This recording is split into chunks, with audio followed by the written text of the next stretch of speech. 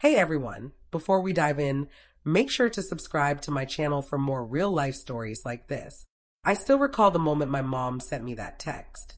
We'd replaced every lock. You no longer have a place here. Wonder how tough you feel now. LOL. No phone call, no heads up. Just those words glowing on my screen in the night. I paused for a bit, gazing at it. Then I chuckled softly, pretty much at ease. Because that wasn't any kind of finish. That was the beginning. 2 days after, their attorney contacted me with 5 words that revealed the whole situation had turned upside down. We've got an issue. Phone right away. Before I explain what went down, smash that like button and drop in the comments. Has your own family ever caught you completely off guard? Hearing your experiences lets me know I'm not solo in this. Folks always claimed we were the ideal household on Oak Lane. Bright blinds, neat bushes, weekend meals filled with the aroma of baked turkey and fake harmony. If you passed by, you'd likely figure coziness resided inside those walls. But flawlessness stays silent simply because it's practiced. I grew up trained to perform my role. The trustworthy girl, the problem solver, the one who never argued. Father Robert Lee was the sort of guy who thought affection equaled following orders. If anything went wrong, he'd shout my name before grabbing any gear. Sarah, steady the step stool. Sarah, fetch the pliers.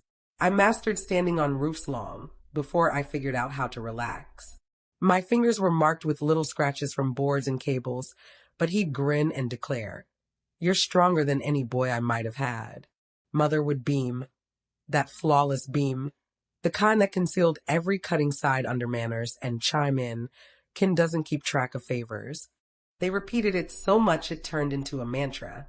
Kin doesn't keep track of favors, meaning, whatever you provide us is required.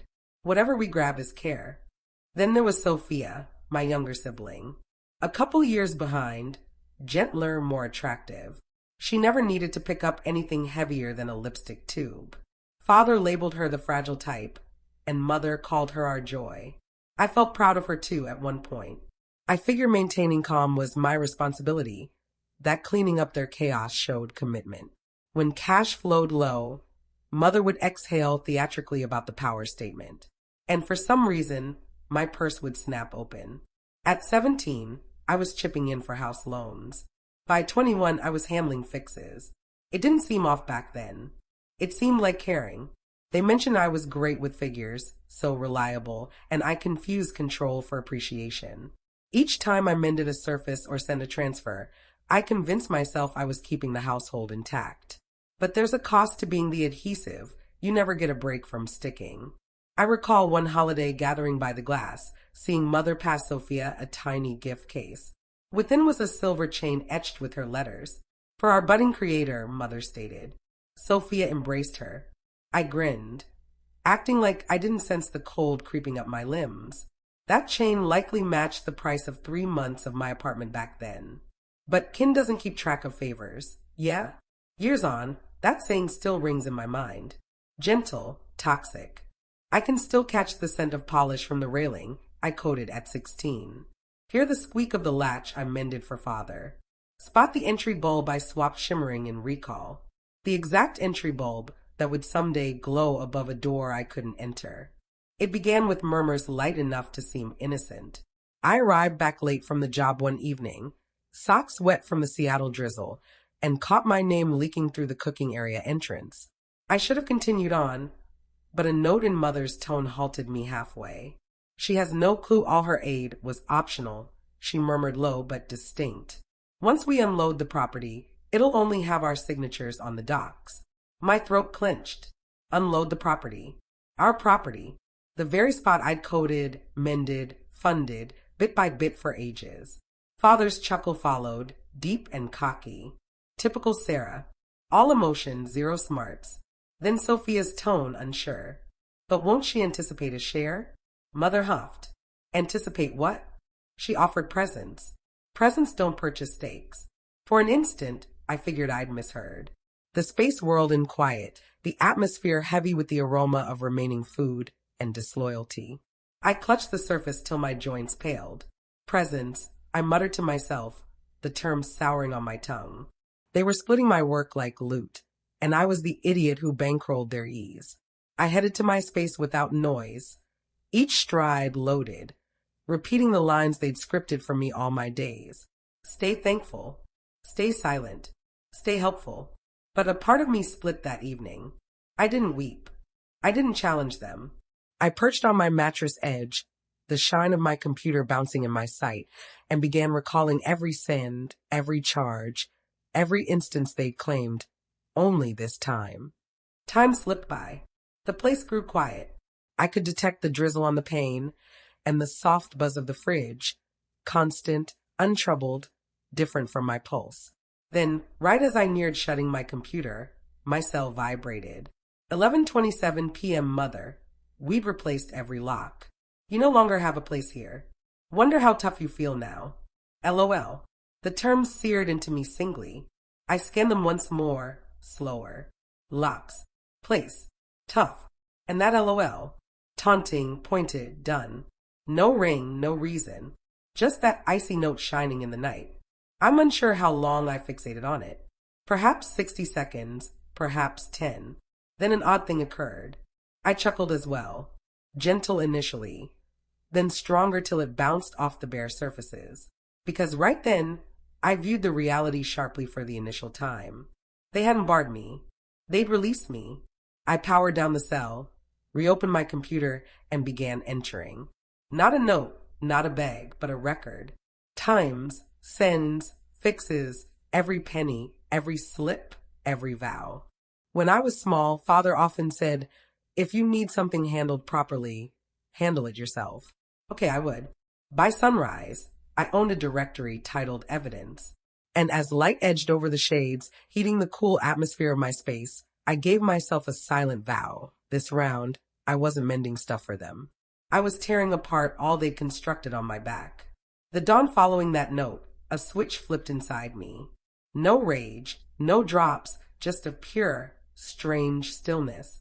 I made brew, signed into the job like zero occurred, and began shifting quietly. If my kin aimed to test my toughness, they'd discover soon enough on documents. By daylight, I remained the solid info examiner at a central company. My colleagues hadn't a hint that each free second went to tracking a separate sort of info, my personal past. I retrieved ancient messages, account moves, service records, payments for shingles, builder estimates I'd handled short-term, food slips from the stretches they'd sworn they were strapped. Each figure held a tail, and each tail aimed one way. They'd received and I'd covered. I began creating what I named the record of reality. One side for what I'd provided, one for what they'd pledged. The sums didn't merely total, they yelled. 47 grand toward the loan, 23 for upgrades, 15 for crises, 85,000 of my existence. Father always boasted I was the sole one in the kin who grasped cash. He simply never saw how risky that'd turn me once I quit spending it on them.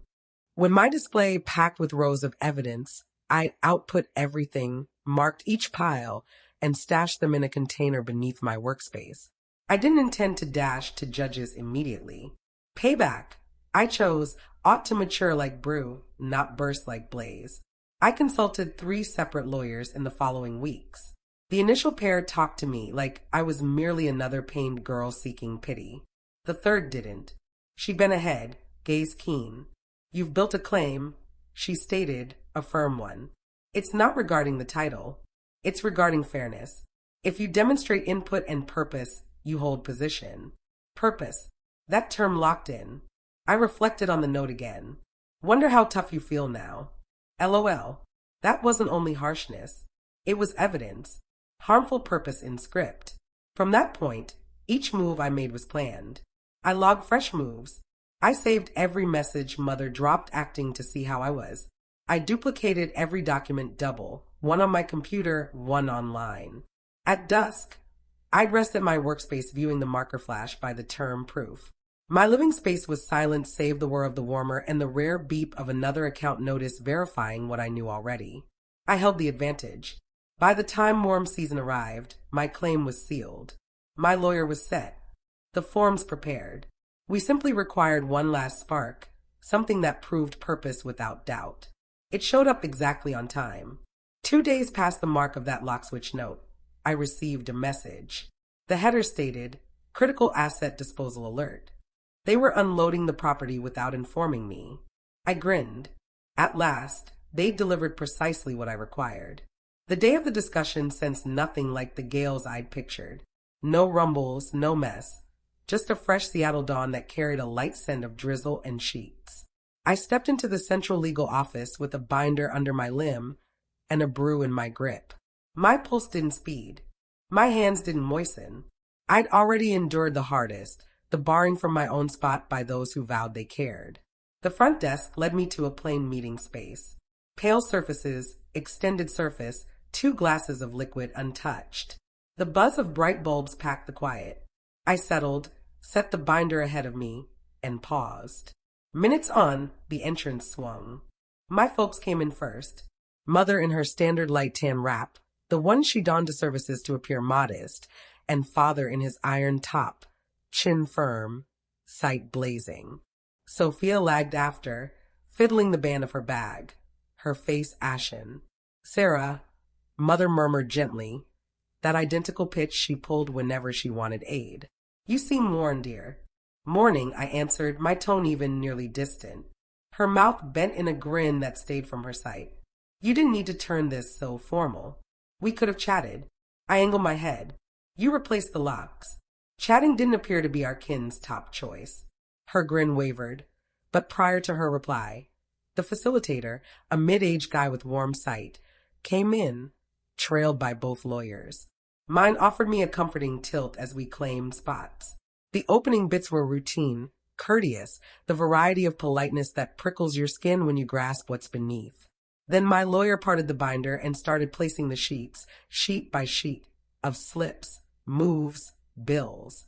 "This binder," she stated, pushing it to the middle of the surface, "holds evidence of Ms. Lee's straight cash inputs to the asset at 2146, Oak Lane across a 14-year span." Father bent ahead, sneering. "That's absurd. Those were presents." She was aiding her kin. My lawyer stayed steady. "The sends were often marked as short aid with the hope of payback. You'll further spot messages where both you and Mrs. Lee called those sends borrowings. We hold proof of hiding funds, too. Account records displaying you keep large reserves while asking cash from Miss Lee under claims of money troubles." Mother wiggled uneasily. Her hands, flawlessly groomed, shook as she grabbed for the sheets. "This is getting warped. We never," I broke in for the initial time. "You informed me I no longer had a place anymore. Recall that?" The space fell mute. Her lips parted then shut. She gazed at me begging. "That was a mix-up, Sarah. We were upset." "It's scripted," my lawyer inserted, gliding another sheet over the surface. Timed and marked. 11:27 p.m. The note states, "We'd replaced every lock. You no longer have a place here. Wonder how tough you feel now. LOL. The facilitator shifted his lenses, scowling. That note surely implies purpose. Father's face went deep red. She's warping it all. That note was humor. I held his stare level. So was your view of kin. The facilitator aimed to retake charge, but the strain had broken already. My lawyer pressed on steadily, highlighting each mismatch, each untrue claim. The proof piled taller. Heavier loan covers I'd managed, upgrade expenses, service charges, even the slips for the fresh locks. Then arrived the instant I'd awaited. The other lawyer, a senior guy with tired sight, cleared his windpipe and bent to my folks. "Mr. and Mrs. Lee," he murmured quickly, though the space was hushed enough for all to catch. "We've got an issue. You need to phone me right after this meet." The twist struck me like rays after rain. I grinned just a touch. There it stood, the phrase from my life's preview finally unfolding live. Mother's control splintered. "Sarah, please," she stated, her tone shaking. "We're kin. Don't proceed." I gazed at her for a lengthy instant, then spoke gently. "You're correct. We are kin. That's why I offered you opportunities. Years of them. But kin isn't a blank check to grab and grab, till someone shatters." Sophia's sight welled with drops. I didn't realize she breathed. "Yes, you did," I stated. "You simply didn't wish to accept it." Father banged his hand on the surface. "After all we provided you." I stopped in my tone firm. After all I provided you, you didn't nurture me. You emptied me. For a pulse, nobody talked. The whir of the cooling system packed the gap among us, buzzing like blank sound over the ruins of our bond. My lawyer at last split the quiet. Considering the proof shown, we're seeking a 50% stake in the asset or matching payout based on present worth. The facilitator tilted slowly. It's a fair ask given the records. Father appeared ready to burst.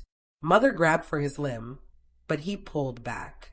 Sophia rested stiff, fixating the surface. When the meat wrapped, my folks dashed out first, murmuring to each other in fright. Their lawyer trailed. Sell already out, his tone edged. Yes, I know. I warned them we've got an issue. I lingered seated a bit more, fixating the binder ahead of me, the silent tool I'd crafted from disloyalty. As I rose, my lawyer grinned lightly. You managed that smoothly, she stated. Figures don't deceive, I answered. Folks do. Outdoors, the town was soaked in warm glow. The road carried sense of damp concrete and triumph. I passed a cafe pane, spotted my image, and nearly didn't know the lady gazing back. Firm, unbreakable, liberated. I wasn't the girl who complied anymore. I was the lady who mastered battling without lifting her tone. And for the initial time in ages, I didn't sense tiny. I sensed exact mighty. They figured switching the locks would close my tail. It merely unlocked the entrance to theirs. The judge's ruling arrived 6 weeks on, output cleanly in dark and light. 50% stake granted to me. It wasn't chance. It was evidence. Each row, each figure, each late-hour math finally counted. The property went for beyond what they'd hoped. After lawyer costs and dues, my folks left with half of what they planned to live on. They directed their tomorrow on my compliance and saw it fall under my proof. I didn't shift back. That property was merely spirits in the form of kin. Rather, I purchased a compact row home crosstown. The initial act was switching the locks myself. Fresh keys, fresh guidelines, fresh calm. Occasionally my cell glows with their titles. Father's messages packed with shame. Mother's calls oozing sorrow. But I never respond. Some entrances, once shut, remain so. On calm dawns, I rest by my pane with brew and rays heating my cheeks, hearing the whir of my personal area. No strides, no commands, no requests, just calm, just mine. They switched the locks to bar me. I switched mine to stop them from ever stepping in once more. They figured they were showing me about faithfulness. What they truly showed was surviving sans them. Liberation didn't arrive with pardon. It arrived with limits and a whole fresh key set. Occasionally fairness doesn't thunder. Occasionally it merely inks documents and departs softly. And that's plenty. If you've ever needed to reconstruct from the debris your own kin abandoned, you're not solo. Your calm deserves guarding, even if you must battle for it. Smash like, post your tale in the comments, and subscribe for more genuine tales of silent payback and tough-won liberty.